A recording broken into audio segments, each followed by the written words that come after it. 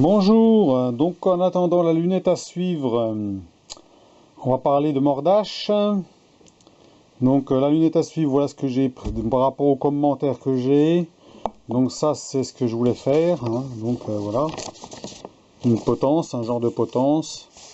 Bon, c'est un peu simpliste, hein, mais bon, apparemment ça pourrait fonctionner. Par contre, par rapport aux commentaires et aux avis, ça serait plus adapté. Voilà. Donc, alors, j'ai dû faire plat de 8 mm d'épaisseur sur 5 cm de large. Et là, je vais donc tourner deux pièces rondes ici que je vais faire un plat pour fixer au-dessus et au milieu. Avec un doigt qui va se visser en laiton. Voilà. Emboîté un petit peu au bas. Alors, soit que je mets deux points de soudure ou soit que je mets une vis en dessous. On verra bien, selon l'emboîtement. On peut faire les deux même, hein, à la limite, comme ça, une fois que ça bouge pas, hein, on est sûr que ça bouge pas. Une vis là pour tenir sur le tour. Voilà. Donc j'ai tout ce qu'il faut, j'ai du 20-20, j'ai du 50 x 8, j'ai tout. Donc c'est bon, hein, il n'y aura plus qu'à faire. Je pense que ça c'est plus adapté parce qu'on m'a dit aussi que le fait de déporter les pointes là, ça serait mieux par rapport au chariot. Donc le chariot va se trouver dans cet endroit là. Il vaut mieux que les pointes soient plutôt vers le chariot, hein, que vers par exemple une pièce de 20 tout le long et puis qu'elle soit centrée. Plus elle sera près du chariot, mieux ça sera. C'est vrai, c'est logique, puisque le chariot, en fait, quand on va usiner, il faut que l'outil soit en face une pointe. En face les pointes, là, hein. Il ne faut pas qu'elle soit à côté. On va dire, le mieux, c'est qu'elle soit en face. Comme ça, on a la pression qui va s'adapter, qui va s'exercer à l'endroit et à cet endroit-là. Donc, normalement, c'est bon. Donc, en attendant ça, je vais m'y mettre. Il faut que je découpe les pièces. Puis que je fasse la vidéo. Donc je vais rectifier mes morts en aluminium, hein. Les morts en aluminium avec des aimants, hein, qui sont fixés sur mon étau. Donc je vais utiliser la fraise pour faire un petit peu la surfaçage et je vais refaire un petit peu les tranchées là avec la fraise à bois, hein. Pendant qu'on a avec les fraises défonceuses, on va mettre un petit coup avec ça, hein. Bon, j'ai juste un petit coup pour rafraîchir, hein, c'est tout, ce sera propre. Voilà, hein, et comme ça, c'est reparti à neuf. Il y a ça. Et puis là, j'avais parlé donc des mordaches en bois. Donc tout bête à faire, hein. Alors mordache en bois, un petit bout de plaque pas trop épais au-dessus, un peu plus épais entre les morts, deux clous. Alors les clous, ils servent justement à emboîter sur les taux. Je vais vous montrer. On va défaire l'appareil photo. Pour ceux qui veulent s'amuser à faire ça, parce que c'est vrai que moi je trouve que c'est intéressant d'avoir des mordaches en bois, parce que des fois, ben voilà, hein. Alors, là voilà mon étau, hein. Donc ici un dégagement en dessous là, ce qui fait comme ça, moi, voilà, je l'emboîte et ça bouge pas. Voilà, comme ça on peut le bouger, ça tombe pas, on n'est pas obligé de le ramasser à chaque fois, voilà. Bon, on met les deux puis c'est bon. Voilà, tout bête avec des clous. Et des clous, tac tac, un peu de colle pour tenir le dessus. Alors surtout si vous en faites, vous faites une toute petite plaque au-dessus, comme ça, moi j'ai fait 5 mm, parce qu'il faut serrer, quand il faut serrer, il ne faut pas serrer trop sur le bord au-dessus. Il ne faut pas trop serrer sous le bord au-dessus. Parce que si vous le faites épais, par exemple, vous voulez serrer au-dessus, bah, les mordaches ils vont basculer, ils vont faire ça. Hein, ils vont faire ça. Donc vaut mieux tenir une pièce 5 mm plus bas, comme ça on est en face les morts métalliques, et on peut serrer plus fort. Ça, si on veut serrer une pièce en alu, ou une pièce assez fragile, et ben, ça permet de ne pas marquer. Hein. Alors vous vérifiez toujours quand même s'il n'y a pas de particules métalliques qui s'est collé dessus, hein. Comme les mordaches en aluminium d'abord, parce que vous voyez que les mordaches en aluminium, on revient sur ça, je refixe l'appareil photo, voilà, ça ne bouge pas, il y a un aimant pour le tenir, voilà, enfin deux aimants plutôt, deux aimants de ce style là, hein. Moi j'en ai un petit peu de toutes sortes, hein, voilà, de toutes les tailles. Alors, le problème des aimants, c'est bien, ça colle, mais le problème c'est que les copeaux ils se collent aussi dessus, hein. Alors il faut penser à les nettoyer régulièrement quand vous serrez quelque chose de fragile, parce que sinon ben, vous allez marquer quand même, parce que l'aluminium ben, ça va se coller dedans les bouts de ferraille, et puis après ben, vous allez marquer votre pièce. Donc voilà le problème des aimants. Mais bon, c'est bien pratique quand même parce que ça permet quand même de serrer. Vu qu'il y a des rainures comme ça, bah, on peut serrer des pièces rondes, hein, un peu rondes comme ça. Hein. Ça tient dedans, bien serré. Hein. Ça tient dedans, donc ça se dessert pas facilement. Donc c'est ce qu'on va faire là. On va déjà on va usiner ça parce que bon, moi, ça fera un peu de copeaux. Hein. Alors on va bouger ça. Hop, allez, on se met là. Voilà. Normalement, on doit bien voir ce qu'on va faire. Ça fera une petite vidéo là-dessus. C'est vrai que bon. Alors donc là, j'ai mis le mordage dedans en aluminium. On va déjà surfacer un petit coup hein, pour enlever pour que ce soit pour plat. Hein. Bon, pas parfaitement plat, on s'en fout. Hein. Là, j'ai mis la grosse fraise de 20 pour faire une passe d'un côté, une passe de l'autre. Hein, c'est tout. Hein. Un petit coup de lubrifiant, on va mettre de ça comme lubrifiant pour l'aluminium. Hein. Comme je vous ai expliqué, l'aluminium, ça se colle bien dans les dents. D'abord, j'en ai bien bavé pour démonter, pour enlever les particules d'aluminium qui étaient sur mes outils de tour. Alors, regardez bien, je vais vous montrer quand même. Si vous avez une loupe, alors là, je l'ai enlevé. La dernière fois, je vous ai montré, je l'avais enlevé au cutter. Mais même au cutter, voilà. Si vous avez une loupe, vous regardez au bout, là. Tout au bout, ici, là. Et vous avez une petite... Bon, là, celui-là, il est nettoyé. Mais vous regarderez, si vous faites de l'aluminium, vous avez un tout petit morceau d'aluminium qui se colle là-dedans. Et là, pour l'enlever, eh ben, c'est pas facile. Il faut prendre une petite pointe de cutter ou un truc comme ça pour l'enlever. Et même avec une pointe de cutter, ça s'en va pas facilement. Hein. Sinon, ben, vous allez faire un état de surface pourri, puis vous allez dire votre plaquette est foutue. En fait, non, elle n'est pas foutue. Hein, il faut enlever le petit morceau d'alu et c'est reparti. Voilà. Donc bien vérifier. Là, c'est reparti à neuf. Hein. Alors qu'elle coupait de moins en moins bien. Une fois que c'est aggloméré, regardez bien qu'une loupe surtout, parce que comme ça à l'œil, des fois on ne le voit pas. On voit que ça brille un peu, puis c'est tout. Donc regardez bien tous vos outils pour voir s'il n'y a rien, il n'y a pas de merde là. Hein. Voilà. Ça c'est une chose à faire. Donc allez, on va fraiser ça. Hein. Plus de blabla. Alors, ah oui, ma machine, j'avais dit donc qu'elle était prévue pour 1420 tours. En fait, on peut mettre plus. Hein. En fait, on peut mettre jusqu'à 1700 tours.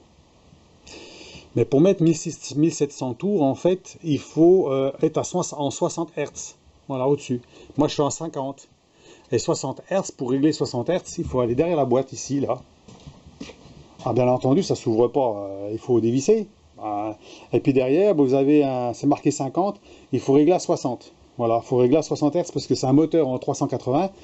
Et vous avez l'appareil qui change la fréquence, qui monte entre 50 et 60. Donc si vous mettez 60 Hz, bah, vous allez à 1700 tours. Donc elle va tourner plus vite. Donc moi je ne l'ai jamais bougé parce que je n'ai pas l'utilité. Ou alors il faudrait faire un portillon qui s'ouvre, appuyer sur le bouton. Alors je sais que ce genre de machine là, il y en a qui existent avec le bouton en façade devant et qui on peut changer. Voilà. Celle-là non. Celle-là, bon, c'est pas haut de gamme. Hein. Mais bon, c'est déjà pas mal. Alors allons-y pour régler ça. On y va. Moi je pense qu'on voit suffisamment bien. Allons-y. Allez. On va tangenter.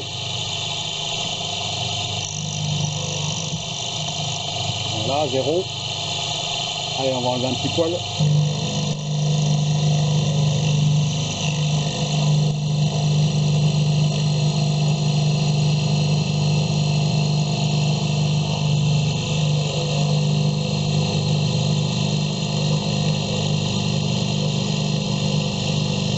L'aluminium, ça va bien. Hein.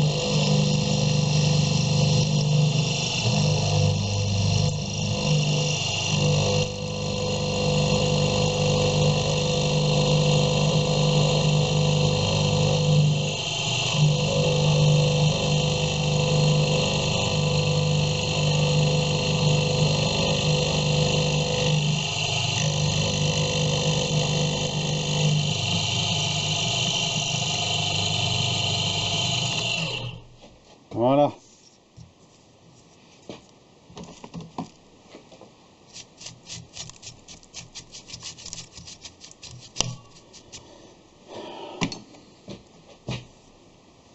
On va faire le deuxième. Après on fera les petites rainures. Voilà. Ça brille. Tout neuf. Après un petit coup de lime bien sûr, hein, parce que là il y a des bavures. Hein. Voilà, allez.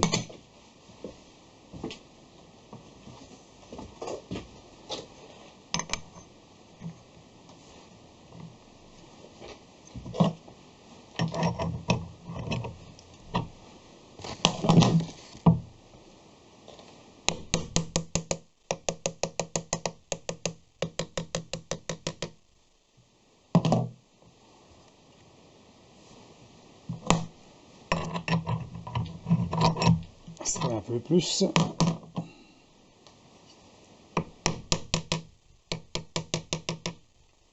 Voilà, ça bouge pas en dessous, la cale. Elle bouge un petit peu, mais c'est pas grave. De toute façon, là, on n'est pas au centième de millimètre. Hein. Allez hop, on va fraiser à la même vitesse. On va passer ça.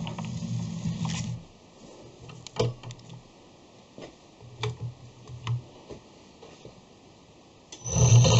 va mettre un petit coup de choc. Hein.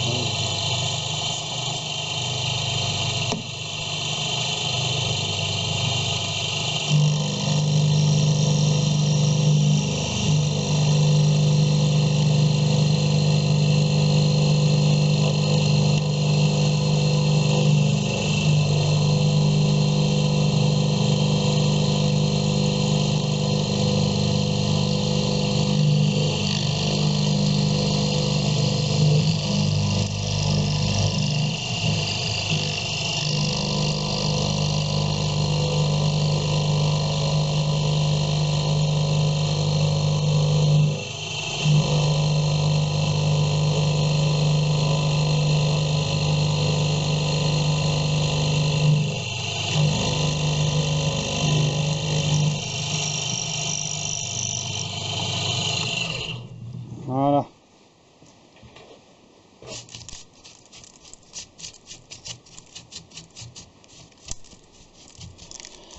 Bien dépoussiéré ça c'est bon. Donc ça filme toujours, oui c'est bon. Donc alors on va faire les rainures. Par contre là on est un petit peu trop bas, on risque d'abîmer les taux. On va relever, on va changer la cale, on va prendre une plus grande.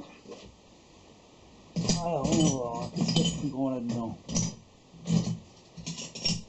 Ce soit un petit poil plus grand. Celle-là.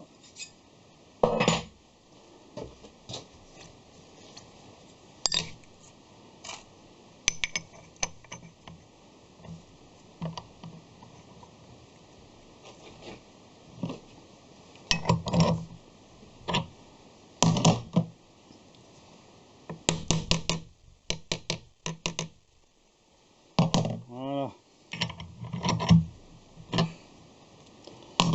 On va enlever la fraise.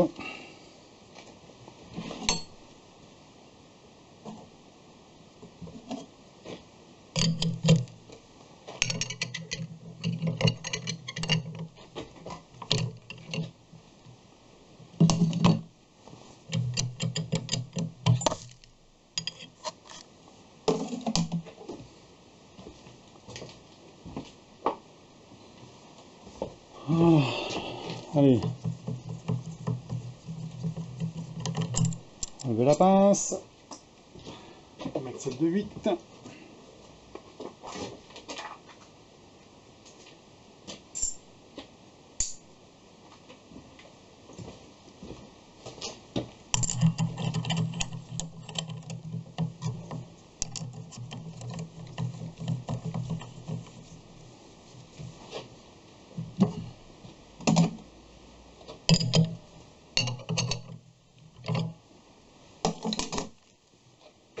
Bon. On va se mettre au milieu.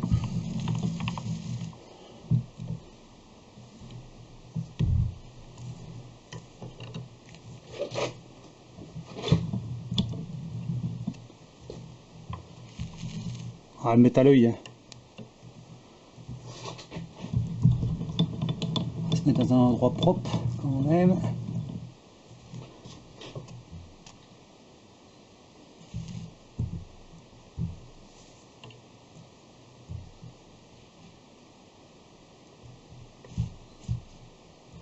On va pas être mal comme ça.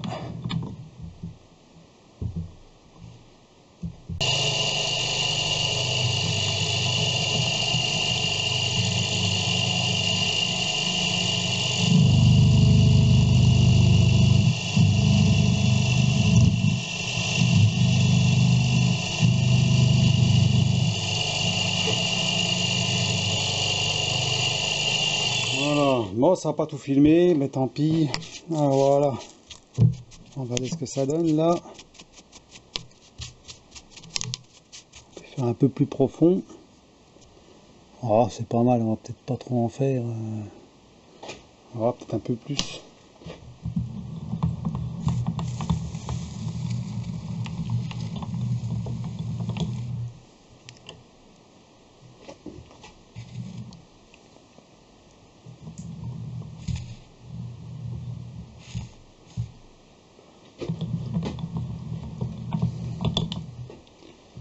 Voilà, on fait une petite passe légère.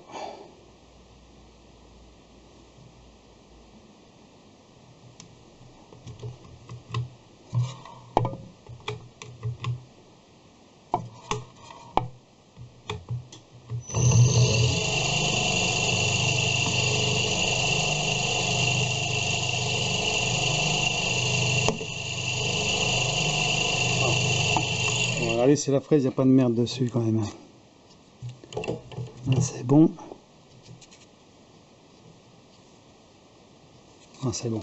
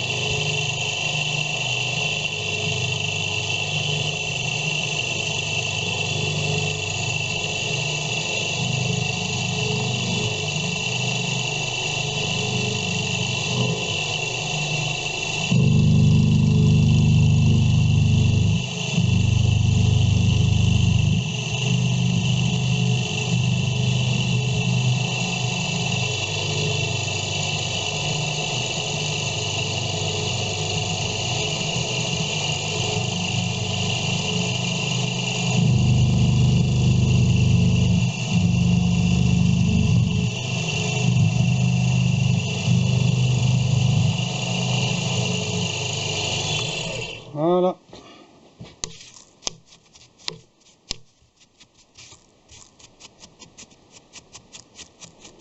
Oh, il n'y a pas comme neuf, mais bon, c'est déjà ça. Voilà, après il n'y aura plus qu'à faire l'autre, hein. On va y baturer tout ça et puis c'est bon.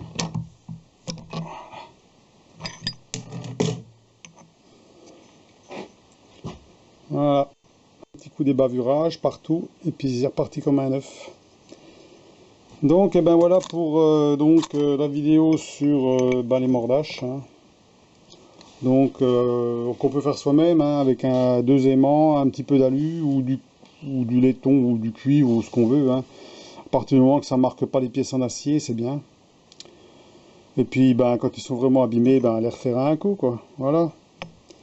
Donc, eh ben, sur ce, je vous souhaite un bon dimanche et puis à la prochaine pour la prochaine vidéo. Allez, à plus, au revoir.